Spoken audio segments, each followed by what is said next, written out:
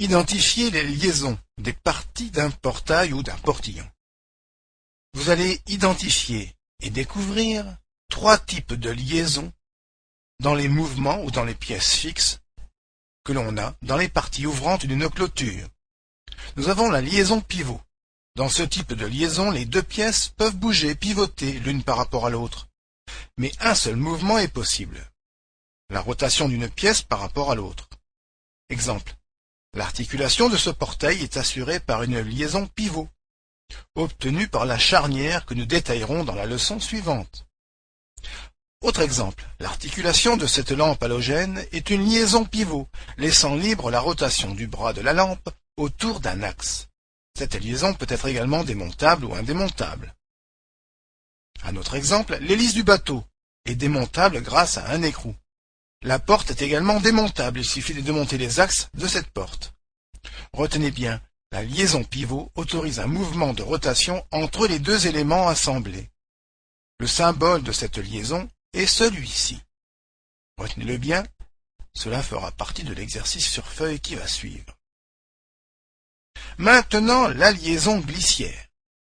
Alors dans ce type de liaison, les 2 pièces peuvent bouger, glisser dans une direction, l'une par rapport à l'autre, suivant un axe. Mais un seul mouvement est possible. On parle de translation d'une pièce par rapport à l'autre. Exemple. Un tiroir. Le seul mouvement possible d'un tiroir par rapport au meuble est un mouvement de translation. La vitre de la voiture par rapport à la portière. La porte d'entrée de ce magasin est reliée par une liaison glissière au mur du bâtiment. Ce grand portail de clôture se ferme et s'ouvre le long d'un axe. Ce portail est animé d'un mouvement de translation. Retenez bien, une liaison glissière autorise un mouvement de translation entre les 2 éléments assemblés. Le symbole de cette liaison est le suivant, la liaison pivot-glissant. Cette liaison permet 2 mouvements entre les 2 éléments assemblés. Un mouvement de translation, comme pour la liaison glissière, mais aussi un mouvement de rotation, comme pour la liaison pivot. Le tube de selle de votre bicyclette lorsque vous desserrez le levier de serrage du réglage de hauteur de selle. Le tube est relié au cadre par une liaison pivot glissant. Effectivement, le tube peut tourner mais aussi glisser dans le sens de la hauteur.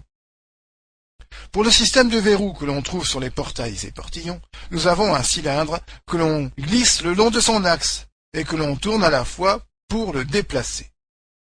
C'est un exemple fort représentant la liaison pivot. Nous parlerons du verrou dans la leçon suivante. Retenez bien, une liaison pivot glissant autorise 2 mouvements entre les éléments assemblés, une rotation et une translation.